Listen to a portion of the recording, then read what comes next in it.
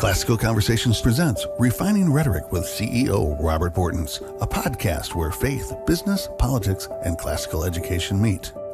Join us as we use the classical tools of rhetoric to seek truth in every arena of life.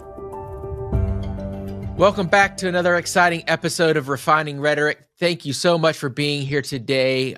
We are doing a series on school choice. It is School Choice Week in 2025.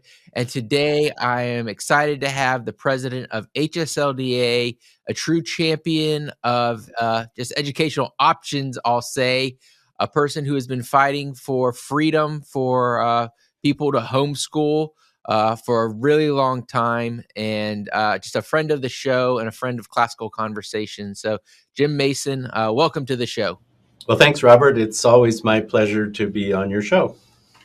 Well, you had an article out and have had a couple of articles out against school choice or the redistribution of wealth. So explain to me, what is HSLDA's position on ESAs and vouchers that are funded through tax redistribution schemes?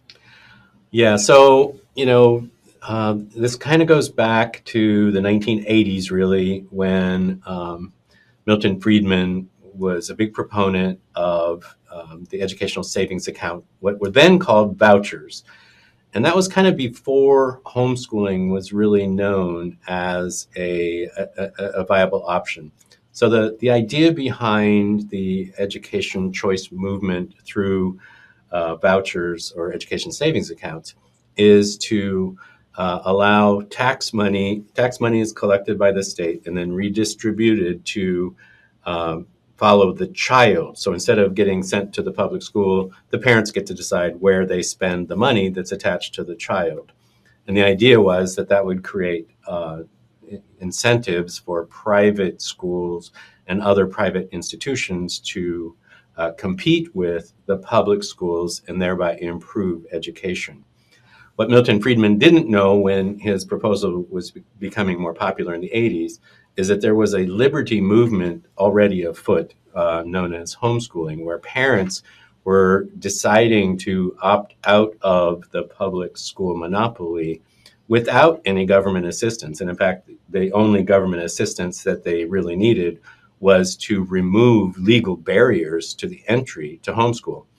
So back then, in the early 80s, it would have probably been universally proclaimed by district attorneys and state attorney generals all over the country that parents without a teaching certificate could not legally teach their children at all. So that's really the modern homeschooling movement, has been a liberty movement, removing those barriers so that parents can, in fact, educate their own children without obtaining a teaching license and without state funding. So the growth of homeschooling happened without the promise of state funding. It happened because parents cared about their kids, and the movement happened because it needed champions to help remove the barriers so that parents could do that.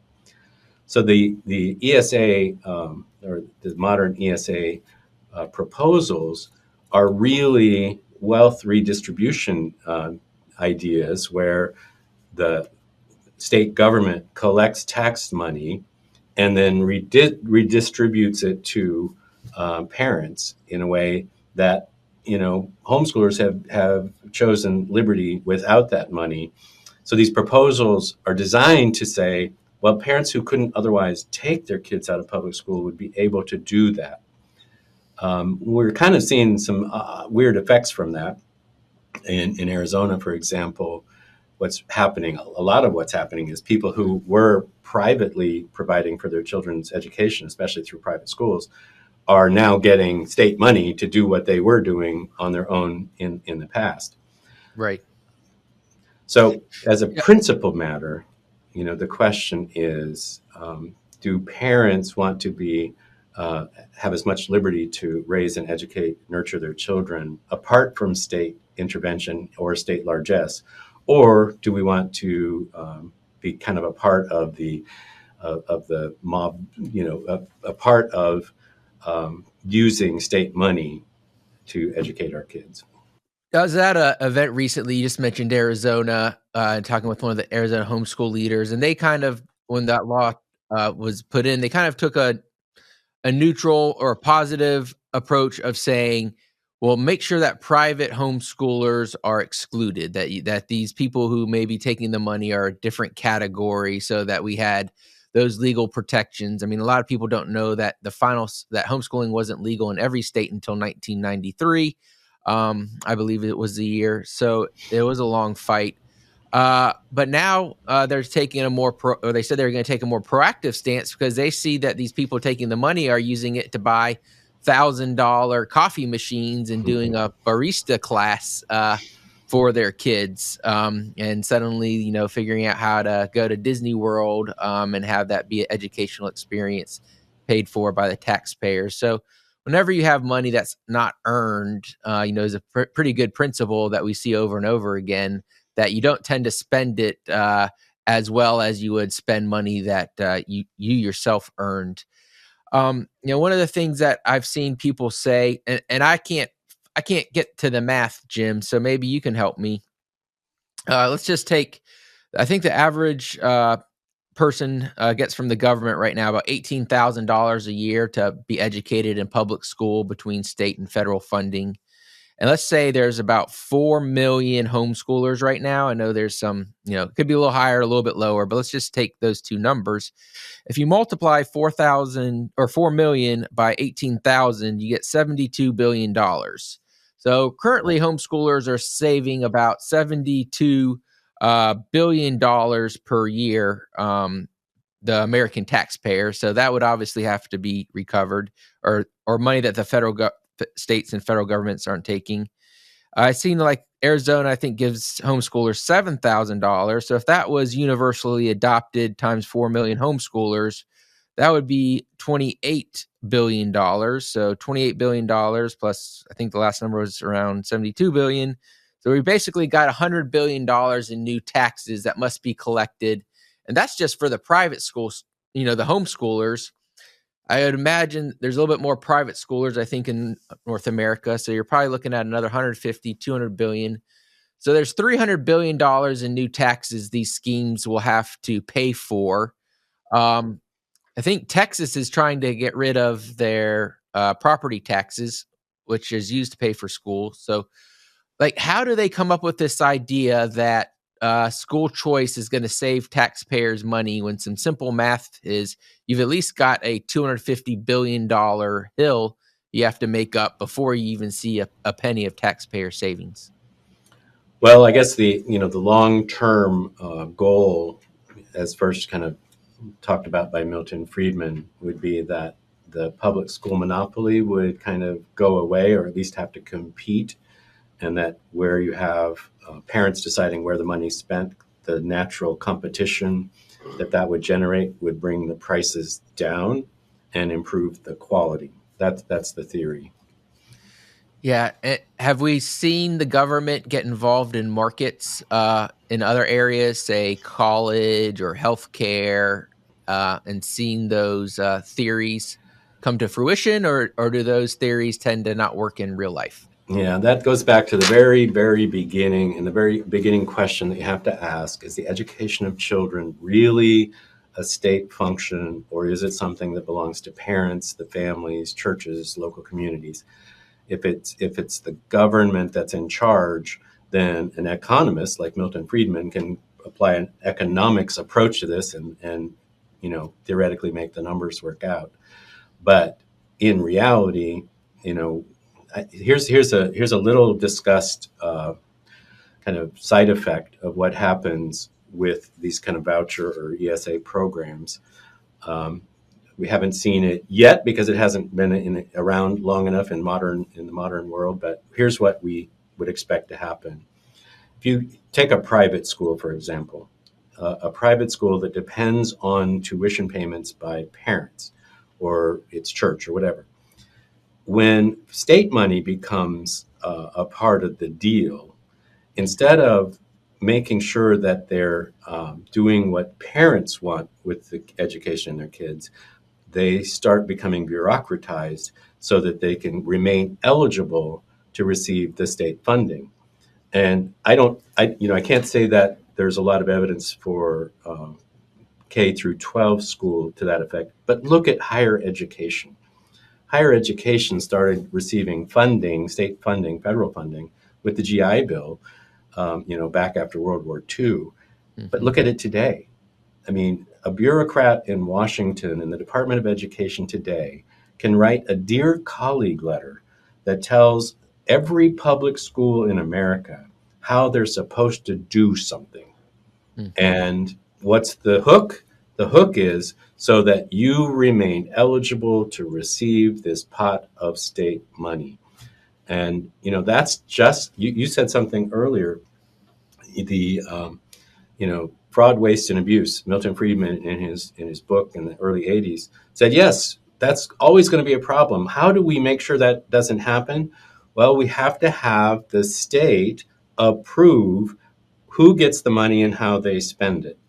Right. So there's sort of this, and lots of proponents of ESAs in homeschooling say, well, you can get the money and we can keep the government out. We'll make sure that the government stays out. Right. But that's not all that likely to happen because of the issues that you raise. And we're seeing that, even now, that pretty soon, when you have, so you have education, but you also have tax. So the revenue department of the states are going to want to know how that money is being spent. And how do they figure that out? Well, regulation follows. People tell me that they can make sure in their state that the legislature doesn't do that because they have the majority, and it'll never happen. It'll always be kind of without strings. But Robert, I'm kind of old enough to remember when I moved to California in high school. When I was in high school, Ronald Reagan was the governor of California, and I'm, in my lifetime, look at how the politics of California have changed so dramatically. I mean, 180 degrees. So once you let the state funding in, you may be able to fight off the regulations for a while, but there's no guarantee that you're always going to have that majority in the legislature to ensure that it doesn't. So, we at HSLDA have long held that homeschooling is a liberty issue, that education belongs with parents and the family, and we want regulations to be barriers to be removed, not added. Yeah, I'm a little younger than you, and I don't remember California being a Republican state, but I'm told that it was. But I am old enough to remember when Colorado was a safe red state. I think George W. won it by like 10 points or 8 points or something like that. And of course, now it's a bastion of blue in the Midwest. So state legislators come and go. Even Tennessee and Kentucky have had blue legislators, as early as I think 10, 12 years ago. So yeah, whims change. People get elected. The good people that pass these ideas, move on to other things. Now, I wrote a Twitter thread on X and alluded to it in my Real Clear Politics education article earlier this year, or late last year in 2024, that Sweden is the cautionary tale, where a conservative group of legislators passed school choice. And just, I think 19 years later, or less than 20 years later, all choice had been abolished. So basically, parents can choose which brick building to send their kids to. They've still got that choice, but what's taught inside those four walls and the worldview that's exposed to the children is all the same, and it's contrary, at least to your and I's worldview. Now, parents are right. Like you and I you've spent more of your lifetime than I have in mine, but trying to get kids out of the system, right? And so when school choice proponents say they want parents to have choice and this thing or that thing, a lot of times they point to, as you mentioned earlier, people who are maybe in an economic position that they can't homeschool or they can't send their kids to private school, and this money is a lifeline to them. And the first thing I always think of when I hear this, there's two things. One, how insulting to the single moms, the widows, the single dads, the blue collar workers who are making economic sacrifices to homeschool their kids or send their kids to private school. How insulting it is to donors who create nonprofits and scholarships to help these groups of people do it through the private free market sector. And then I think of Ronald Reagan's words that the 9 most scariest words in the English language are "I'm from the government and I'm here to help." So while I'm sympathetic to wanting to get kids out of this system, you talked earlier about money following the child. So is the child really getting out of the system if the same funds are just being applied to a different brick building? Well, I mean, I think there's an argument that if a child is in a failing public school and then can go to a better private school, that will improve the situation for that one child. Sure. The system-wide approach is where it's problematic because eventually those good outcomes get kind of diluted by the ever-rising regulation and bureaucratization. You said something, too, that's really important. We used to, as a nation, it was part of our civic virtue to look to each other rather than to the state to help those who are in need. And so there is a fundamental difference between when those who have more than what they need give to a charity so they can help those who are in need, and the modern ESA proposals, which are coercive in the sense that the tax man takes money from Peter and then decides who to give it to. It isn't me out of my generosity giving money to a charity that will then give to somebody who needs it. And that's something that we used to, as a country, really excel at. So there are ways of encouraging generosity through private means to help those in need. I mean, at HSLDA, we actually have a charity that's given out something like $15 million over the last several years to help homeschool families who need extra help, Right. whether it's because of, a spouse died or a disaster like the hurricane that hit your state here earlier or just last year. And so that's people who, out of the goodness of their heart, are donating to help those in need. That's just fundamentally different, in my view, from relying on the state to meet your needs. Hey everyone, interrupting today's episode to tell you a little bit about the Education Independence Network. We all know that school choice is a trending topic, and it's hard to know what to make of it. So we have created ChooseEducationIndependence.com so that you can choose better. In Challenge 2, our theme is Freedom Provides Opportunities for Noble Choices. So, how do we make good choices when so much information is flying around us? Well, we need good information.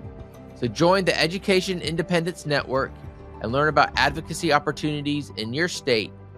And go to ChooseEducationIndependence.com to find out more today. That's ChooseEducationIndependence.com. Now let's go back to the show. Yeah, so that reminds me, we just went through Christmas a month ago now. And one of the movies that we love to watch is, the Marley and Scrooge and, seeing the three ghosts.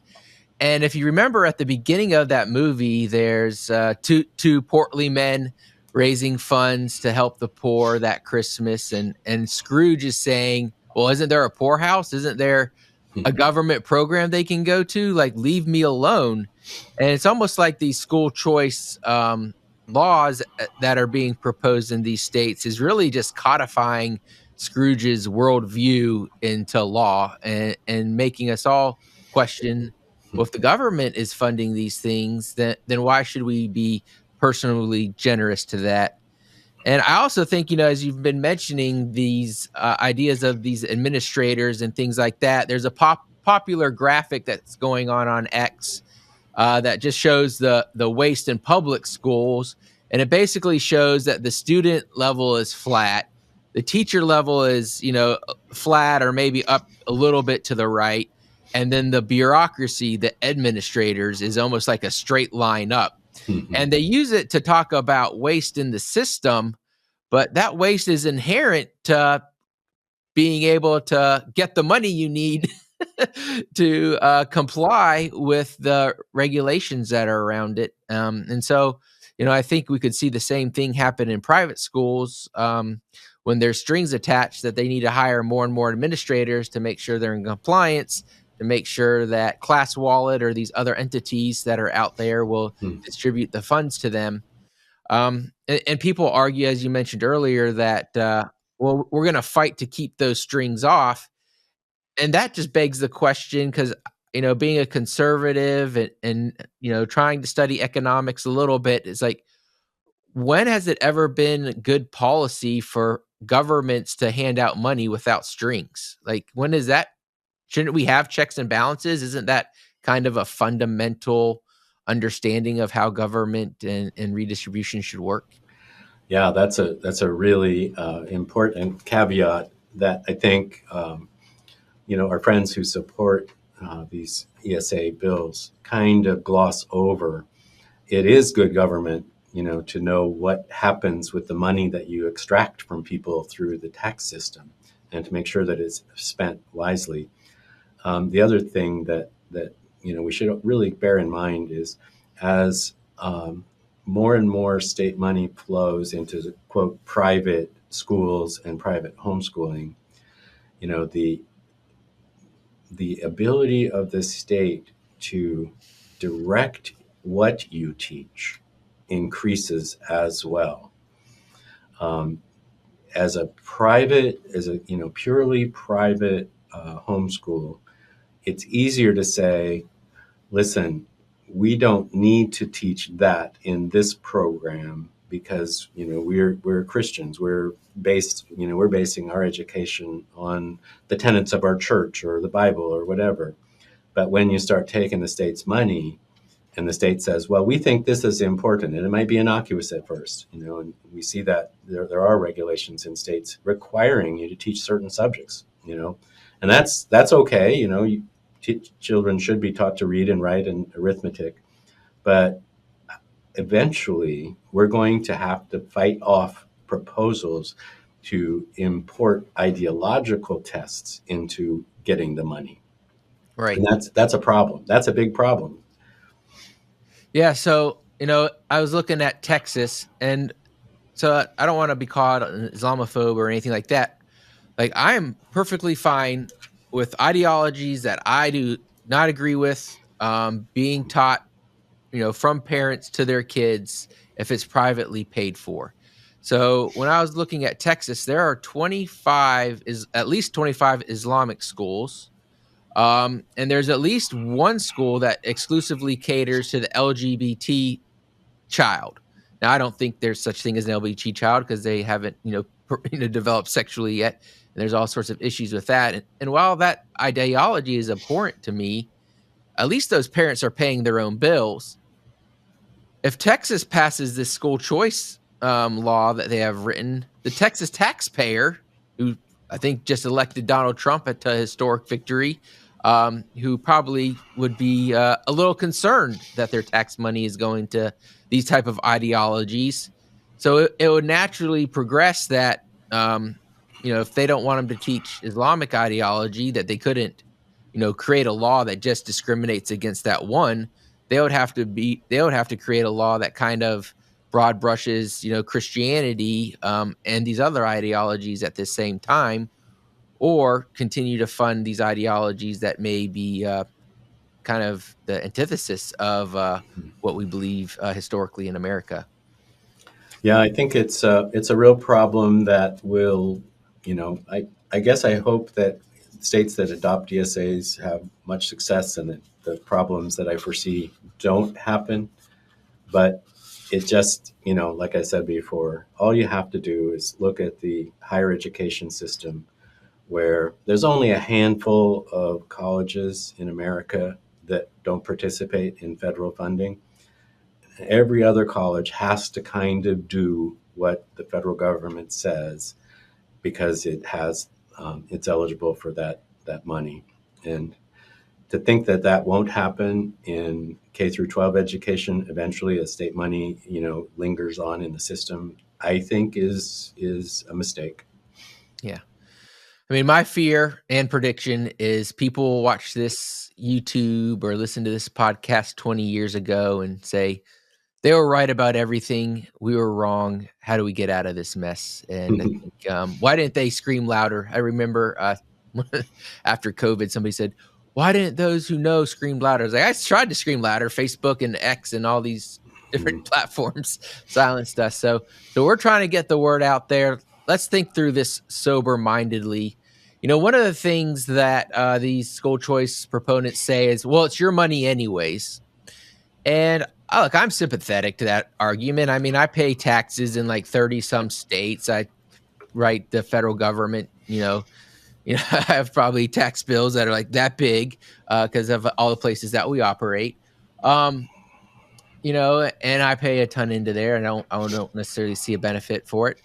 So it's a good argument, but I haven't seen actually any ESA bills that actually just let you keep your own money. But they all redistribute others because no one's paying that level of taxes. If you have 3 kids in Arizona, you're getting $21,000. Well, I don't think, if that's half of their state bill, you'd have to have a $42,000 tax bill just for your state taxes, just to kind of break even and, be honest when you're saying you're getting your money back. But you guys have recently proposed a bill. ALEC passed it.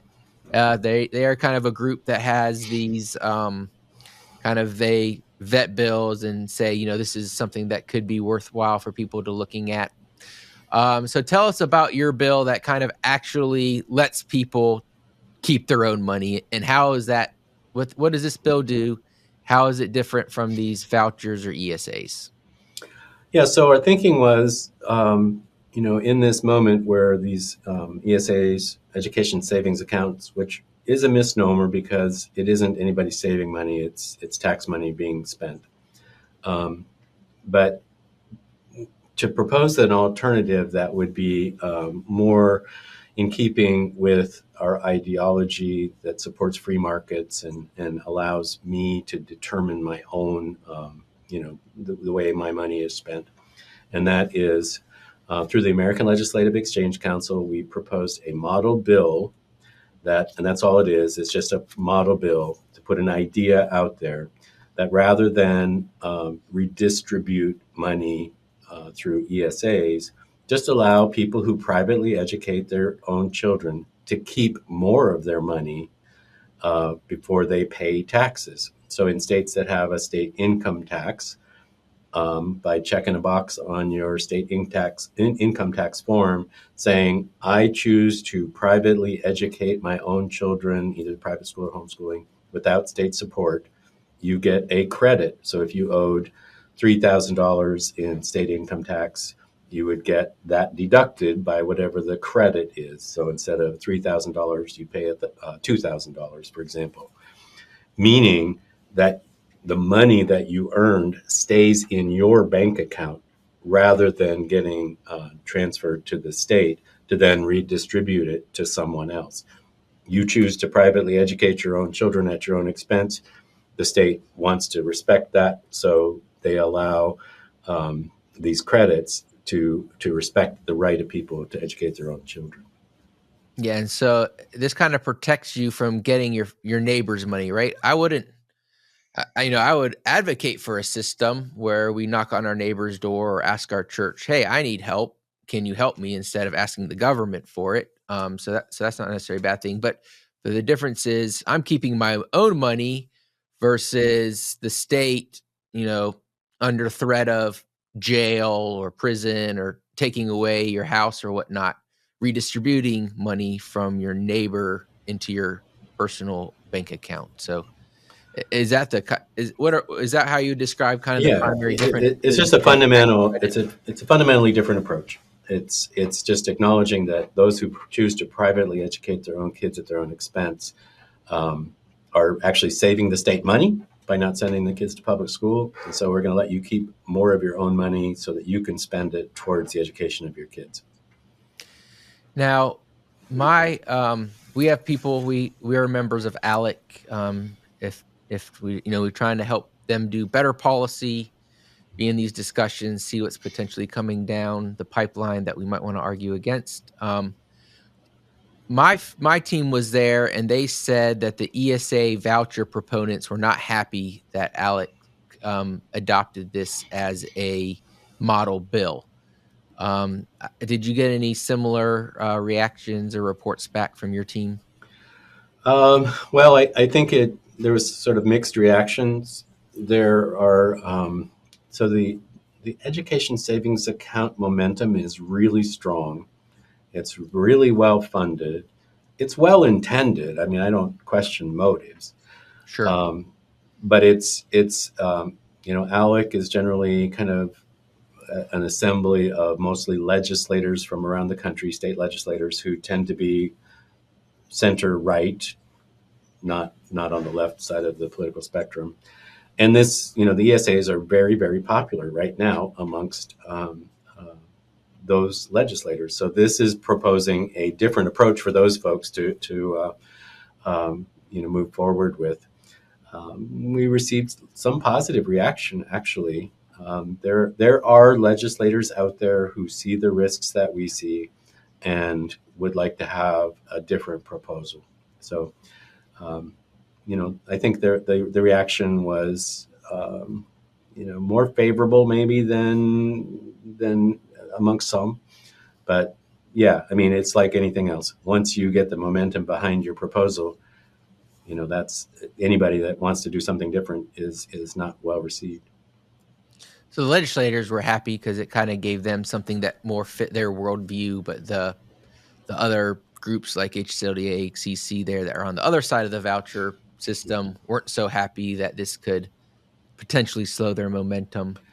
Yeah, I mean, I would say that there's legislators who are very excited about passing ESAs as well. I mean, it's a big political plum in states like Texas. They're working really hard to get it through, and they've worked for years and years, many legislatures, and haven't gotten it through. So they're on the cusp of getting it through. So I can see why they would see this as sort of a fly in the ointment. Yeah. Well, Jim, I think you're the second to last episode that we're having in this week. One of the things I would say or ask you to kind of conclude, if you're a state legislator in Texas or Tennessee, those are like the two big states that are being pushed. They might even have already passed it by the time this airs. I don't know. I know they're probably trying to call some special sessions, I think in Tennessee on the 27th of January.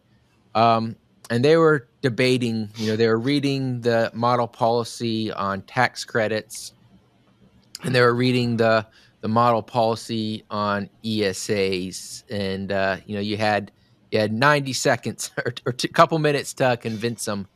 What would you like to say to those legislators that, if they only had those two choices, if this was a binary conversation, what would you want to say to them?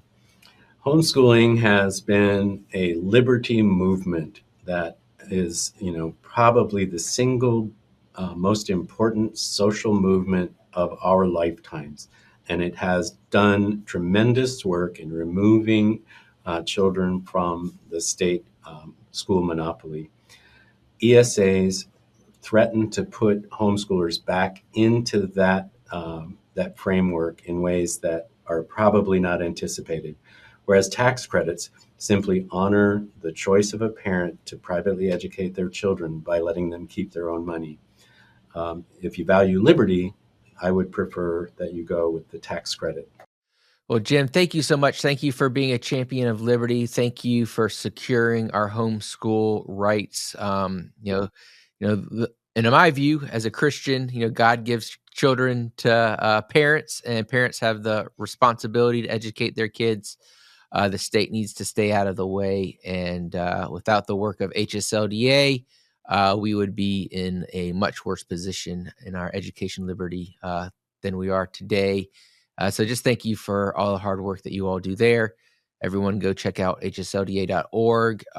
If you value liberty, if you value freedom, even if you don't homeschool, please join.